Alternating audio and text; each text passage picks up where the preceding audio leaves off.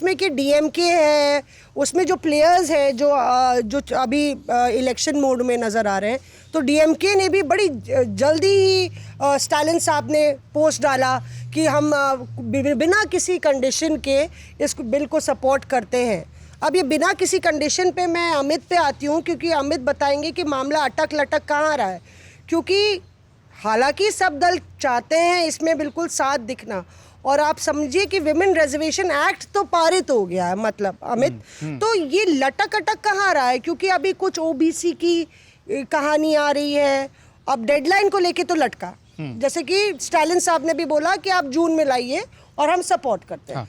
तो भाई कहा जा रहा है कि कांग्रेस, सपा, डीएमके और टीएमसी, ये 4 ऐसे दल थे जिनमें से 2 का समर्थन सरकार को चाहिए था, अगर वो 4 मई के पहले यानी कि अप्रैल के बीच की बात हो रही है 2 दिन का सेशन बुलाते। लेकिन इन चारों में टीएमसी और डीएमके चुनाव में जा रहे थे, और सपा और कांग्रेस अपने पत्ते नहीं खोल रहे थे। वो भी नहीं चाहते थे कि इसको भुनाए बीजेपी इतनी जल्दी चुनाव में, सबकी साथ में तो चल ही रहा है कोऑर्डिनेशन। तो अभी ओबीसी को लेकर लटकेगा अटकेगा नहीं। वैसे तो मैं बात शुरू कर रहा हूँ पीयूष से ही कि बिना कांग्रेस के, बिना समाजवादी के नैया पार होने वाली नहीं। 2/3 मेजोरिटी चाहिए बॉस इसमें सबको साथ आना पड़ेगा, कॉन्स्टिट्यूशनल अमेंडमेंट होना, और एक नहीं, जवाब में मेरे पास 2 बाउंसर्स हैं अभी। तो एक तो कॉन्स्टिट्यूशनल अमेंडमेंट से नहीं होगा, मल्टीपल कॉन्स्टिट्यूशनल अमेंडमेंट चाहिए होगा, ठीक है, नंबर 1।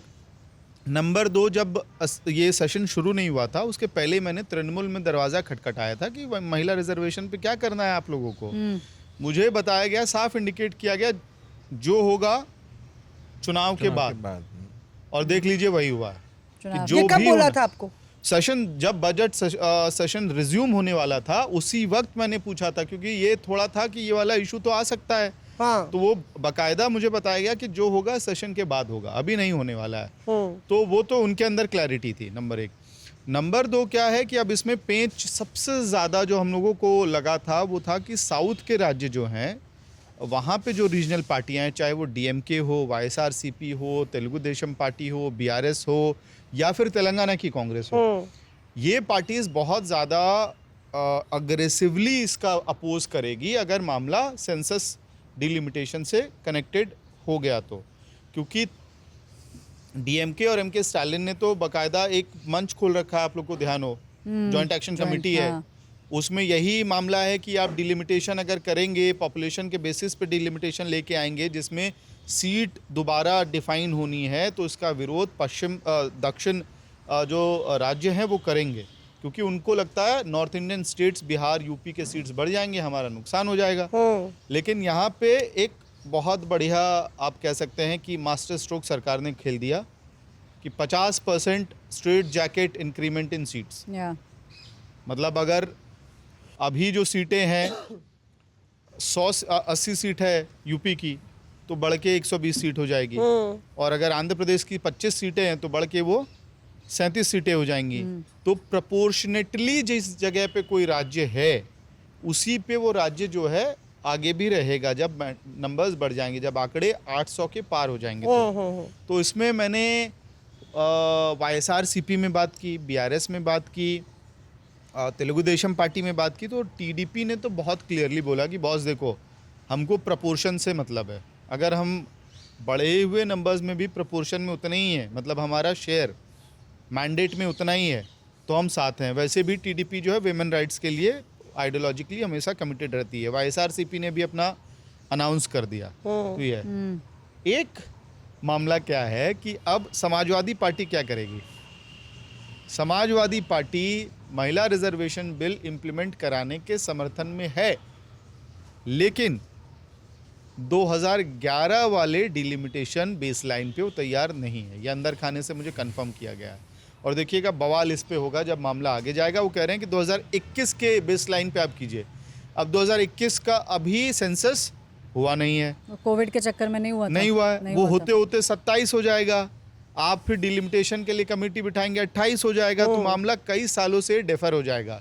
तो ये और ध्यान रख सकते हैं दर्शक कि जब मीटिंग आगे बढ़ेगी, चर्चा होगी तो फिर आपको रिपोर्टर्स अफेयर का ये चंक याद आएगा।